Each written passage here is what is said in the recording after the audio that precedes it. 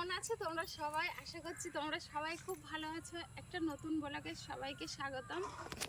দেখো, চলে এসেছি গ্রামের পরিবেশে ভিডিও করতে। কি অসাধারণ গ্রাম দেখো। আর দূরে, খুব দূরে দূরে ছোট ছোট বাড়ি আছে এর মধ্যে। আর এখানে জল, মাছ চাষ করার যেটা বিল জমি বলে সেটা। আর এই পাশটা সবজি ক্ষেত। এখানে এখন সামনে শীতকালের সিজনে দুই একটা সবজি হালকা লাগানো আছে দেখছি। লাল শাক আছে, আর ওইদিকে পালং শাকের চাষ করেছে, সিম গাছও আছে। আর সামনের দিকে কি আছে সবটাই তোমাদের সাথে দেখাবো। আমাদের গ্রামটা কেমন অবশ্যই জানাবে কিন্তু। ভিডিও করতে গেলে কিন্তু আমাদের বাইরে যেতে হয় না, আমাদের গ্রামে মানে এত সুন্দর পরিবেশ, খুব ভালো লাগে দেখতে।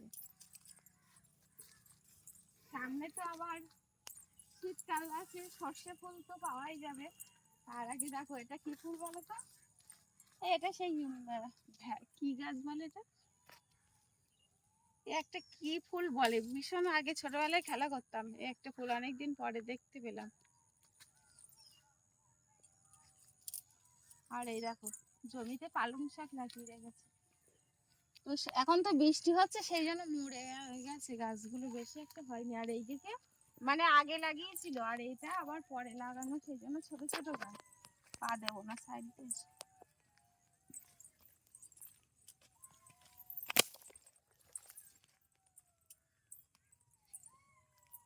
আর এই দেখো, বরবটি চাষ করে রেখেছে, বরবটি গাছ, বরবটি হয়েছে। গ্রামে বাড়ি থাকলে এটাই সুবিধা, আর সবজি কিনে খেতে হয় না। কিন্তু দেখো, বরবটি হয়েছে, এই টাটকা বরবটি। এটা না, বরবটি লোকে কাঁচাও খায়, চিবিয়ে চিবিয়ে, মিষ্টি খুব।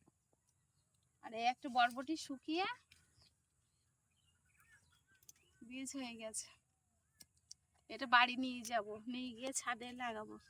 দেখো কত বরবটি হয়েছে গাছে, এদিকে দেখো কত বরবটি, আর একটা পোকা নেই কিন্তু।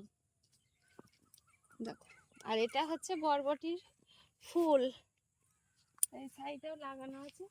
এগুলো সব বরবটি গাছ চাষ করা হয়েছে।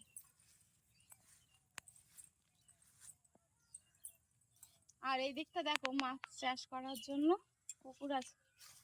বরবটিটা কাঁচা খাচ্ছি, আগে সবাই খেত, আমার ভালো লাগছে না খেতে। তবে একটাও দানা নেই কিন্তু বরবটিটা, কচি। আর এটা বাড়িতে নিয়ে যাব। তো কেমন লাগলো আমাদের গ্রামের পরিবেশটা অবশ্যই জানিও। আর তোমরা যদি আসতে চাও, চলে এসো আমাদের গ্রামে। সবাইকে টাটা।